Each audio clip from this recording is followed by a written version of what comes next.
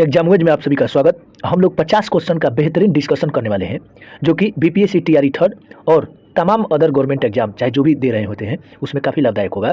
पहला क्वेश्चन कहता है कि वायु में वायुयान यानी एरोप्लेन पक्षी के मध्य टक्कर से वायुयान की तुलना में पक्षी द्वारा अनुभव होने वाला बल यानी एरोप्लेन और पक्षी में अगर टक्कर होता है कैसा बल महसूस होगा? तो बराबर होगा। अब ये कैसे हुआ?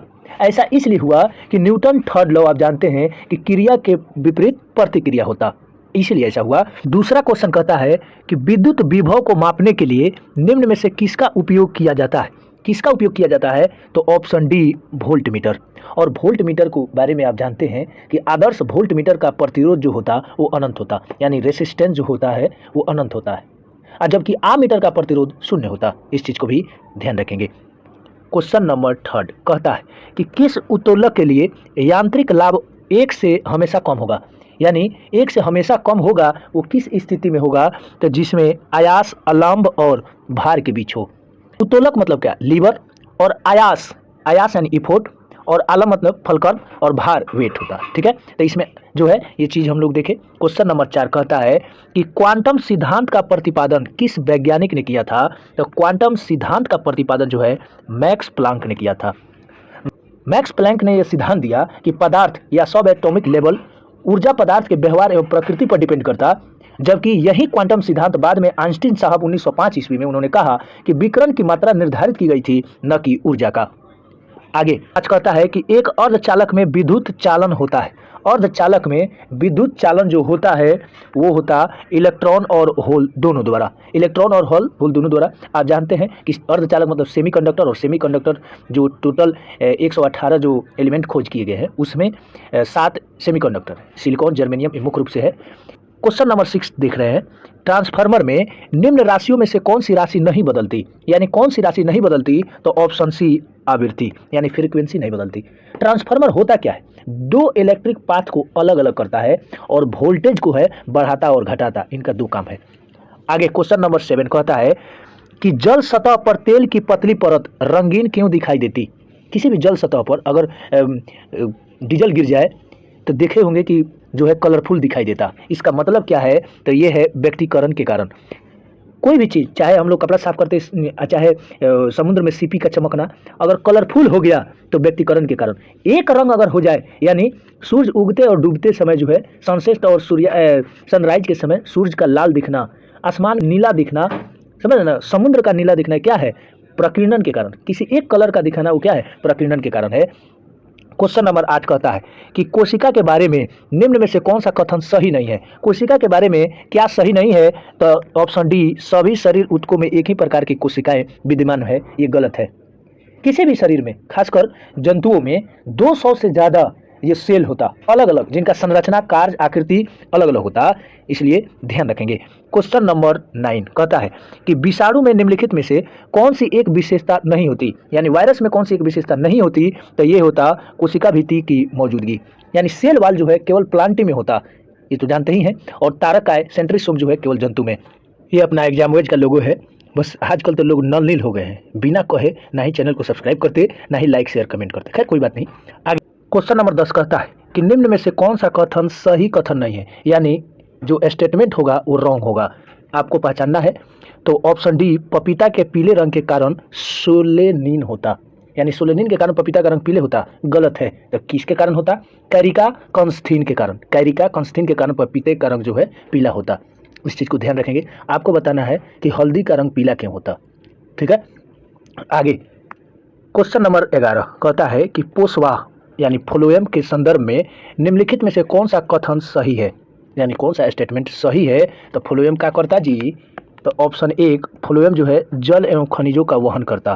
फ्लोएम क्या करता? जल एवं खनिजों का वहन करता, यानी पत्तियों द्वारा बने खाद्य पदार्थों को पौधे के अन्य भागों तक क्या करता? पहुंचाता है। क्वेश्चन नंबर 12 कहता है कि गुणसूत्र में क्रोमैटिड्स जिस बिंदु पर संलग्न होते उस बिंदु का नाम क्या है? उस बिंदु का नाम क्या है? तो उस बिंदु को हम लोग सेंट्रोमियर कहते। क्या कहते? सेंट्रोमियर कहते। और मनुष्य में गुणसूत्रों की संख्या 46 है, जबकि 23 जोड़ा। इस चीज़ को ध्यान रखेंगे। चूहा रैट 42, और प्याज में है 16 सबसे ज़्यादा, टेरिडोफाइटा 16 सबसे ज़्यादा, और जबकि सबसे कम एस्केरिस 2 गो।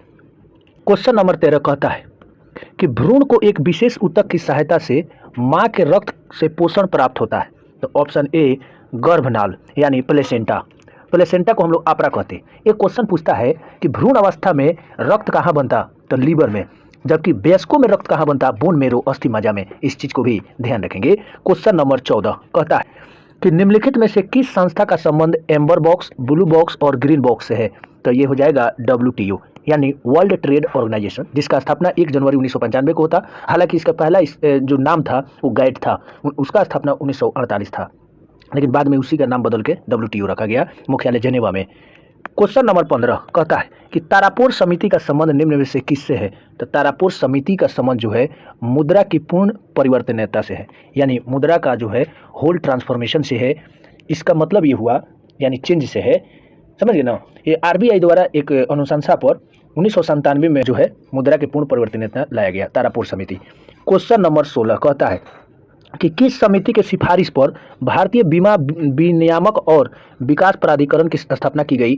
तो कौन सी समिति सिफारिश किया था? RN मल्होत्रा समिति। RN मल्होत्रा समिति की सिफारिश पर IRDA का स्थापना हुआ, और IRDA का स्थापना कह दे तो 1999 में, और इसका मुख्यालय हैदराबाद में।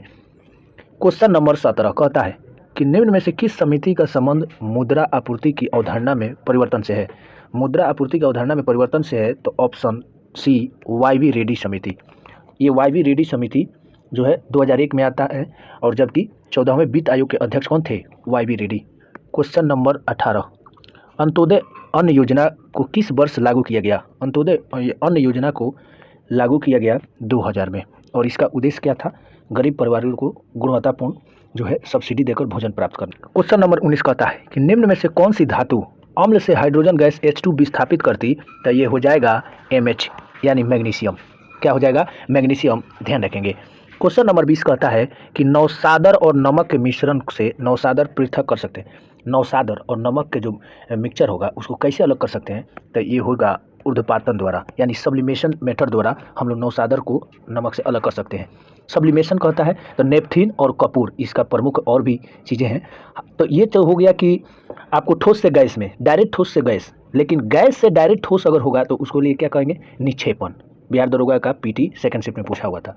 क्वेश्चन नंबर 21 कहता है कि प्रोटॉन का आवेश होता है, तो प्रोटॉन का आवेश जो होगा वो इलेक्ट्रॉन के आवेश के विपरीत होता है। इलेक्ट्रॉन के आवेश के विपरीत होता है, यानी पॉजिटिव चार्ज होता है, और इसका खोज जो है गोल्डस्टीन ने किया था। इस चीज़ को भी ध्यान रखेंगे। और भार के आवेश के चार्ज की बात करेंगे तो 1.6 × 10⁻⁻19, इस चीज़ को भी ध्यान रखेंगे। क्वेश्चन नंबर 22 कहता है कि निम्नलिखित में से कौन से एक यौगिक के तुल्यांकी भार और आणविक भार समान होता है? तुल्यांकी मतलब क्या? इक्विवेलेंट वेट, और आणविक मतलब मोलिक्यूल वेट। तो ये भार सामान्य होता तो NaCl का भार समान होता। क्वेश्चन नंबर 23 कहता है कि श्वेत फास्फोरस अंधेरे में किस कारण से दीप्त होता यानी जलता है? श्वेत फास्फोरस, व्हाइट फास्फोरस, ये किसके कारण जलता है जी? मंद ऑक्सीकरण के कारण। आप जानते ही हैं कि सबसे अधिक क्रियाशील फास्फोरस श्वेत फास्फोरस है।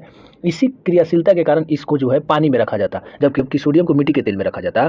और श्वेत फास्फोरस का उपयोग ज़्यादातर जादूगर लोग करता है, समझ रहे ना। हाथ से ऐसे श्वेत फास्फोरस लेके ऐसे छोड़ देगा, आपको लगेगा कि हाँ आग लगा दिया, लेकिन ऐसा कुछ नहीं होता, वो फास्फोरस होता है। ठीक है, आगे क्वेश्चन नंबर 24 कहता है कि किसी शुष्क सेल में विद्युत का उत्पादन कैसे होता है? तो शुष्क सेल में जो है विद्युत का उत्पादन होता रासायनिक ऊर्जा से, यानी केमिकल एनर्जी से। तो शुष्क सेल का उपयोग हम लोग टॉर्च, बैटरी वगैरह में करते हैं। इसका एनोड कार्बन का बना होता है, जबकि कैथोड जो है जस्ता का बना होता। क्वेश्चन नंबर 25 कहता है ये कौन सा युग्म सुमेलित है, कौन सा सही है, इसको आपको बताना है। तो जिंक फॉस्फाइड जो है चूहे का विष है, यानी चूहे को मारना है तो जिंक फॉस्फाइड से मर सकते हैं। इसका फॉर्मूला होता है Zn3P2। क्वेश्चन नंबर 26 कहता है कि निम्नलिखित में से कौन से सुमेलित नहीं है? तो कौन से सुमेलित नहीं है? तो कार्बन व्यापार मॉन्ट्रियल प्रोटोकॉल से। तो ये सुमेलित नहीं है क्योंकि मॉन्ट्रियल प्रोटोकॉल 1987 में आया। अब मॉन्ट्रियल क्या है? कनाडा के एक बढ़िया शहर है, और उसी में ओजोन परत संरक्षण की बात कही गई। ओजोन दिवस मनाते हैं 16 सितंबर को। जबकि कार्बन व्यापार ये 1997 में क्योटो प्रोटोकॉल के साथ ही आता है और 2005 में लागू होता है। क्वेश्चन नंबर 27 कहता है कि निम्न में से किसके जलवायु परिवर्तन का क्रायोजेनिक संकेतन प्राप्त होता है? क्रायोजेनिक संकेतन प्राप्त होता है तो ये है आइस्कोर। क्या है? आइस्कोर। आई स्कोर का मतलब क्या हुआ? Help scientist compare atmospheric condition before and after the industrial revolution. समझ रहे ना? क्वेश्चन नंबर 28 इस कहता है कि अंतर्राष्ट्रीय अम्ल वर्षा सूचना केंद्र कहाँ स्थापित किया गया? तो ये किया गया मैनचेस्टर में, और ये है कहाँ? यूके में, ध्यान रखेंगे। लेकिन इससे पहले थोड़ा सा पृष्ठभूमि की बात करेंगे। तो अम्ल वर्षा पीएच स्केल में 5.6 से अगर कम है तो एसिड रेन होगा, और सबसे ज़्यादा दुनिया में एसिड रेन कहाँ होता? नॉर्वे, उसके बाद कनाडा में। क्वेश्चन नंबर 29 कहता है कि फेडरेशन कप किस खेल से संबंधित है? तो फेडरेशन कप जो है ये बास्केटबॉल से संबंधित है, और बास्केटबॉल किस देश का राष्ट्रीय खेल है? लिथुआनिया, और यही लिथुआनिया जहां 33वां जो है नाटो शिखर सम्मेलन हुआ। ठीक है। और राज्य की बात करेंगे, भारत में ऐसा कौन सा राज्य है जिसका राजकीय खेल हो गया है बास्केटबॉल? तो ये राजस्थान हो गया है। कौन? राजस्थान का राजकीय खेल क्या है? बास्केटबॉल। क्वेश्चन नंबर 30 कहता है कि खेल प्रशिक्षण के क्षेत्र में दिया जाने वाला पुरस्कार, यानी कोच, उसी को ना खेल प्रशिक्षण कहते हैं, तो इसमें द्रोणाचार्य पुरस्कार दिया जाता है। द्रोणाचार्य पुरस्कार की शुरुआत 1985 ईस्वी में होता है, और इसमें दो तरीके से पुरस्कार दिए जाते, अवार्ड दिए जाते। एक तो नियमित रूप से, और दूसरा लाइफ टाइम। नियमित रूप से जो दिए जाते हैं उसमें 10 लाख, लाइफ टाइम वाले में 15 लाख। क्वेश्चन नंबर 31 कहता है कि निम्नलिखित में से कौन सा गांधी जी के विचारों को गांधीवादी समाजवाद का शीर्ष माना जाता है? तो ये अहिंसा। ठीक है। और गांधी जी का जो विचारधारा था, सत्य और अहिंसा ही न था, और यही विचारधारा तो गौतम बुद्ध के पास था, महावीर के पास था। क्वेश्चन नंबर 32 कहता है कि 1870 ईस्वी में पूना सार्वजनिक सभा की स्थापना किसने की? तो पूना सार्वजनिक सभा की स्थापना जो है महादेव गोविंद रानाडे करते हैं। कौन करते हैं? महादेव गोविंद रानाडे, और इनको महाराष्ट्र के सुकरात के नाम से जानते हैं। इस चीज को भी ध्यान रखेंगे। क्वेश्चन नंबर 33 कहता है कि निम्नलिखित में से किसकी शासन व्यवस्था गणतंत्रात्मक नहीं थी? तो किसका नहीं था? तो ये मगध का नहीं था। आप जानते ही हैं कि मगध का सबसे पहला वंश हर्यक वंश, बिंबिसार शासक होता। क्वेश्चन नंबर 34 कहता है कि मुस्लिम लीग द्वारा किस वर्ष पाकिस्तान की स्थापना की मांग करने का प्रस्ताव पारित किया गया था? तो कब किया गया था? ये 1940 में। लेकिन इससे रिलेटेड कुछ क्वेश्चन होते हैं जहाँ कन्फ्यूजन होता। तो मुक्ति दिवस कब मनाया गया? 22 दिसंबर 1939 को, यानी 22 दिसंबर 1939 को। जबकि प्रत्यक्ष कार्यवाही दिवस कब मनाया गया मुस्लिम लीग के द्वारा? तो 16 अगस्त 1946 को। और सबसे पहले पाकिस्तान शब्द किसने कहा? तो रहमत अली ने 1933 ईस्वी में। क्वेश्चन नंबर 35 कहता है कि अगस्त 1932 ईस्वी में रैमजे मैकडोनाल्ड के सांप्रदायिक पंचायत के द्वारा पहली बार एक पृथक निर्वाचन समूह बनाया गया। किसके लिए था? अछूतों के लिए, यानी दलितों के लिए। और इस समय बी आर अम्बेडकर और रैमजे मैकडोनाल्ड काफ़ी दोस्त हुआ करते थे। उस समय क्या हुआ कि दलित के लिए सांप्रदायिक पंचायत की घोषणा की गई, मतलब दलित ही खड़ा होगा और दलित ही वोट देगा। गांधी जी इसमें सहमत नहीं थे। तभी पूना पैक्ट होता है 24 सितंबर 1932 में गांधी और अम्बेडकर के बीच, अरवेदा जेल जो कि पुणे है उसी में। क्वेश्चन नंबर 36 कहता है कि अंग्रेजों ने श्रीरंगपट्टनम की संधि किसके साथ की? तो ये टीपू सुल्तान के साथ किया 1992 में। उस समय लॉर्ड कॉर्नवालिस हुआ करते थे और श्रीरंगपट्टनम की संधि हुआ, जबकि टीपू सुल्तान चौथे आंग्ल मैसूर युद्ध में मारे गए 1799 में। क्वेश्चन नंबर, उस समय बेलेजिली थे। क्वेश्चन नंबर 39 कहता है कि नालंदा विश्वविद्यालय की स्थापना किसके शासनकाल में कराई गई थी? तो नालंदा विश्वविद्यालय की स्थापना कुमारगुप्त प्रथम द्वारा कराई गई थी। अभी भारत का सबसे पुराना धरोहर में शामिल नालंदा विश्वविद्यालय। कहा जाता है कि इसमें इतना किताबें था कि 6 मन तक जलते रह गया जब बख्तियार खिलजी ने आग लगाया था। क्वेश्चन नंबर 38 कहता है कि निम्नलिखित में से किसने 1873 ईस्वी में सत्यशोधक समाज की स्थापना की? तो सत्यशोधक समाज की स्थापना जो ज्योतिबा फुले करती हैं, हालांकि ये दलित समाज से आती हैं। क्वेश्चन नंबर 39 कहता है कि निम्नलिखित में से कौन सी अवसादी चट्टान नहीं है, सेलिमेंट्री रॉक नहीं है? तो ये हो जाएगा क्वार्टजाइट। क्वार्टजाइट ये नहीं है, ये क्या है? रूपांतरित चट्टान है। क्या चट्टान है? रूपांतरित चट्टान। यानी अग्नेय चट्टान और अवसादी चट्टान का बिगड़ा हुआ रूप को क्या कहते हैं? रूपांतरित चट्टान या केंद्रित चट्टान। क्वेश्चन नंबर 40 कहता है कि निम्नलिखित में से कौन सी तरंग केवल ठोस माध्यम से होकर गुजरती है? केवल सॉलिड से होकर गुजरेगी तो ये हो जाएगा एस तरंग। एस मतलब सॉलिड, तरंग मतलब वेव, एस वेव। ठीक है। लेकिन तीनों से, यानी ठोस द्रव गैस तीनों से गुजरेगी तो पी तरंग। ठीक है, प्राइमरी तरंग। लेकिन एक क्वेश्चन पूछता है कि कौन से ऐसे पदार्थ है जो ठोस द्रव गैस तीनों हो सकते हैं? तो जल यानी वाटर। क्वेश्चन नंबर 41 कहता है निम्नलिखित में से कौन सा झील केरल में नहीं है? तो केरल में कौन सा झील नहीं है? तो पुलिकट झील। ये पुलिकट झील सबसे ज़्यादा आंध्र प्रदेश में इसका क्षेत्रफल पड़ता है, लगभग 64%। और जो भी रिमेनिंग एरिया है वो किस में? तमिलनाडु में पड़ता है। और पुलिकट झील में ही बकिंघम नहर है। क्वेश्चन नंबर 42 कहता है कि भारत में पंचायती राज निम्नलिखित में से किसका प्रतिनिधित्व करता है? पंचायती राज किसका करता है? तो उपयुक्त में से सभी। इस टाइप के क्वेश्चन जो है बीपीएससी टीआरई 2 में पूछा हुआ है। सामुदायिक विकास भी, शक्तियों का विकेंद्रीकरण भी, लोगों की हिस्सेदारी भी।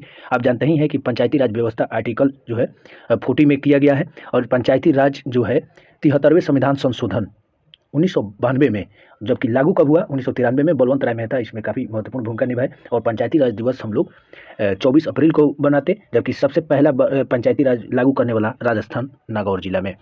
क्वेश्चन नंबर 43, बोहरा समिति निम्नलिखित में से किससे संबंधित है? तो बोहरा समिति किससे संबंधित है? तो राजनेताओं तथा अपराधियों की साठगांठ से। ठीक है, बोहरा समिति लाया गया, और ये बोहरा समिति कब आया 1993 में, और यही 1993 वोटर आईडी पर फोटो लगाया गया। क्वेश्चन नंबर 44, निम्नलिखित में से किसमें उच्चतम न्यायालयों के न्यायाधीशों को नियुक्ति में कार्यपालिका, विधायिका एवं मुख्य न्यायाधीश की भागीदारी अनुशंसा की गई? तो ये किया गया द्वितीय प्रशासनिक सुधार आयोग। पहला प्रशासनिक सुधार आयोग जो है 1966 को आता, जबकि दूसरा प्रशासनिक सुधार आयोग 2005 में आता। ध्यान रखेंगे। क्वेश्चन नंबर 45, किस अनुच्छेद के तहत किसी राज्य की विधानसभा में 500 से अधिक और 60 से कम सदस्य नहीं हो सकता? तो ये है आर्टिकल 170 में।